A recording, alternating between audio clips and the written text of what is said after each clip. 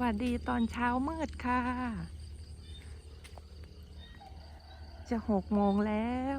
แต่อากาศมืดครึ้มนะคะ เป็นอากาศฝน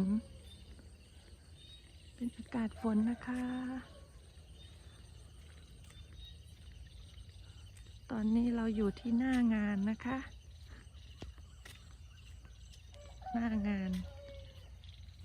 เทคอนกรีตของสามีนะคะ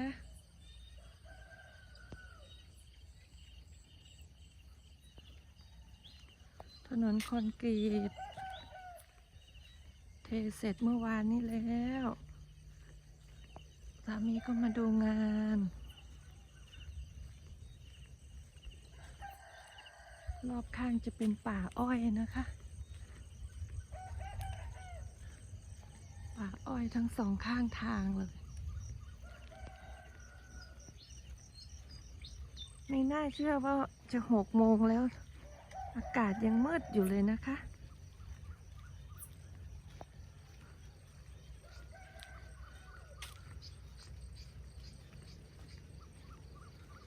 สามีก็จะประมาณนี้ ตื่นมาก็ต้องมาดูหน้างานก่อน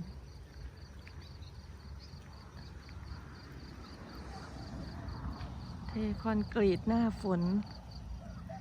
ต้องดูพยากรณ์อากาศก่อนถึงจะทำได้ ขนาดว่าจะไม่มีฝนก็ยังมีนะคะ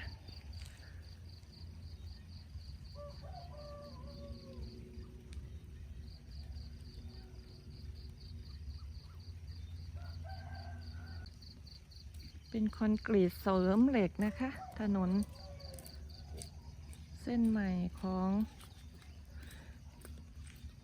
เขตตำบลบ้านตาล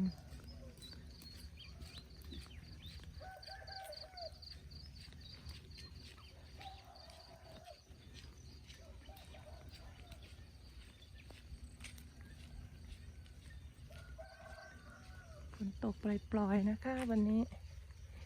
ดีนะที่เทเสร็จ ก่อนฝนลง ถึงนู่นเลยค่ะ ฝนลงแล้วค่ะ ฝนลงแล้วค่ะ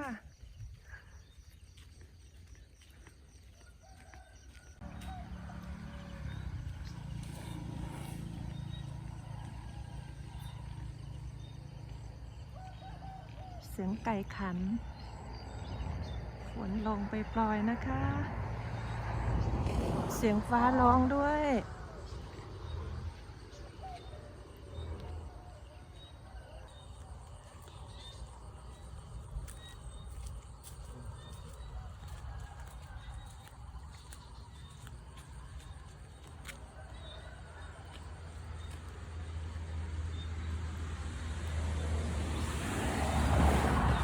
รอยหมามาเดินก่อนคนอีก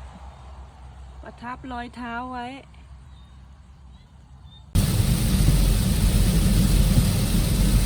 ออกจากดูงานแล้วก็จะไปตลาดค่ะ แต่ระหว่างการเดินทางฝนตกค่ะ ตกแรงมาก น่าจะไม่ถึงตลาดนะคะวันนี้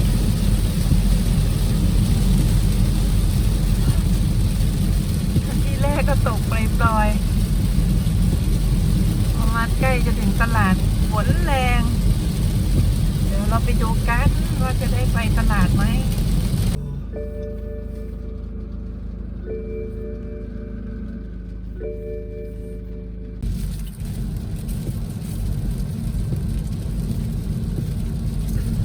ตกไม่หยุดเลยนะคะฝน ไปตลาดมันนะคะได้ข้าวเหนียวหมูปิ้งกับข้าวหลายอย่างอยู่ วิ่งจ่ายตลาด วิ่งตามฝนตกได้หมูปิ้งแล้ว ตลาดตอนฝนตก